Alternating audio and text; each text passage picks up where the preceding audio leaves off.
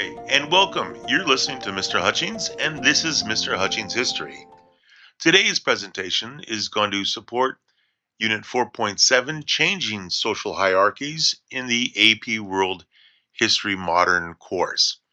Our time period is 1450 to 1750, and our AP themes will be social interactions and organization, governance, cultural developments and interactions, and economic systems.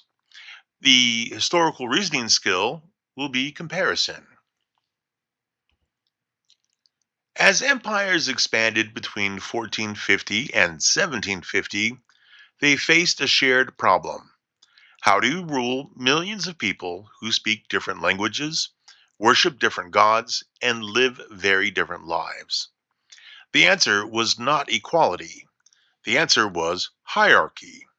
Every major empire in this period reorganized society to answer three questions: who belongs, who rules, and who labors. In this episode, we compare how different regions answered those questions and why their answers differed.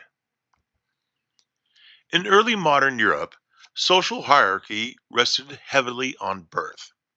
If you were born a noble, land and privilege followed you. If you were born a peasant, opportunity rarely did. In Eastern Europe, serfdom actually expanded, binding peasants more tightly to noble estates, just as Western Europe slowly loosened those ties. Religion sharpened hierarchy even further. In 1492, Spain expelled its Jewish population, merchants, physicians, translators, despite their economic value. In France, Protestant Huguenots were pressured, restricted, and eventually driven out after 1685. Why would European rulers push out productive groups? Because rulers believed religious uniformity strengthened political control.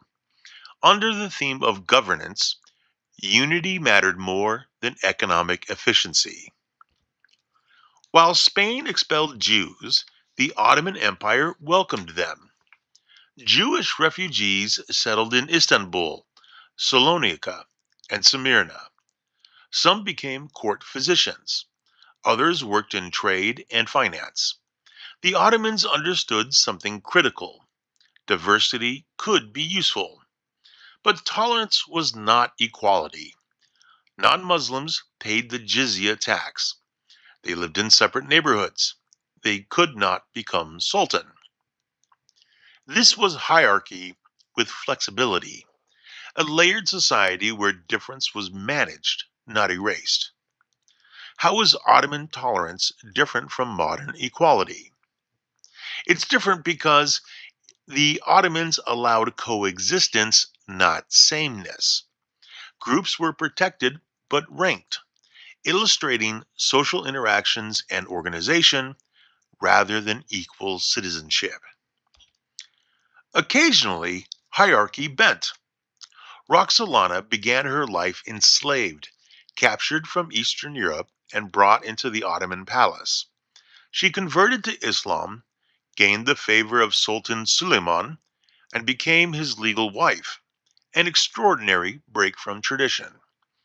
She advised on policy, funded public kitchens and mosques, influenced succession politics. European diplomats noticed. Ottoman elites complained. Her story mattered not because it was common, but because it was exceptional. Does Roxolana's rise means Ottoman society was open? No. It shows that rigid systems allow rare exceptions without changing the structure itself. A key insight into hierarchy versus mobility. In Mughal India, hierarchy took a different form. Emperor Akbar ruled over Muslims, Hindus, Jains, Christians, and Sikhs. Instead of enforcing uniformity, he abolished special taxes on non Muslims, married into Hindu noble families, and held interfaith debates at court. His goal was not religious blending, it was imperial stability. When later rulers reversed these policies, resistance grew. Why did Akbar's tolerance strengthen his empire? Because inclusion reduced rebellion. Akbar linked governance to cooperation rather than coercion. In Qing China, hierarchy centered on ethnicity. The Manchu rulers preserved Confucian exams and bureaucracy, but enforced visible markers of loyalty. Men were required to shave their foreheads and wear the kiwi hairstyle. Refusal meant execution. Hair became politics. Han Chinese elites could serve the state, but Manchus controlled top positions. Cultural continuity existed, but under conquest. Why enforce loyalty through appearance? Because daily habits shape identity. The king used culture as a tool of governance, embedding hierarchy into ordinary life. In the Americas, hierarchy was rebuilt from scratch. Spanish and Portuguese colonies ranked people by ancestry, Europeans at the top, mixed race populations in the middle, indigenous peoples and enslaved Africans at the bottom. Paintings, known as casta images, visually reinforced these rankings, turning social hierarchy into something people could see. Movement between categories was rare, and law reinforced inequality. Why did race become central in colonial hierarchies? Because race justified permanent inequality. It tied economic systems to exploitation by making hierarchy appear natural. Across regions, rulers faced the same challenge.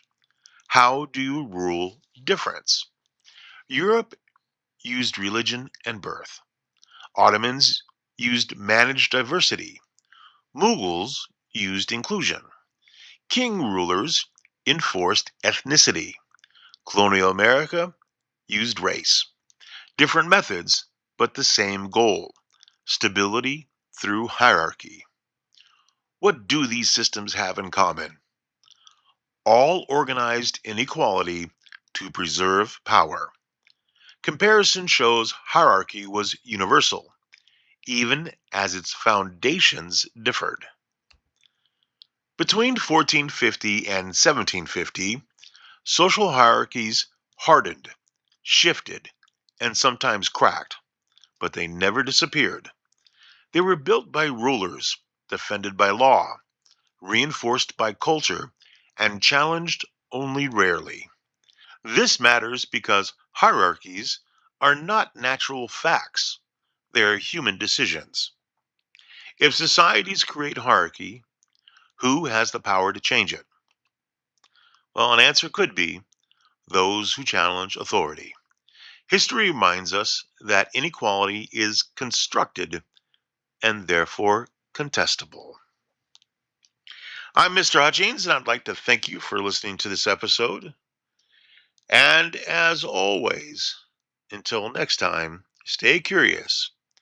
History matters.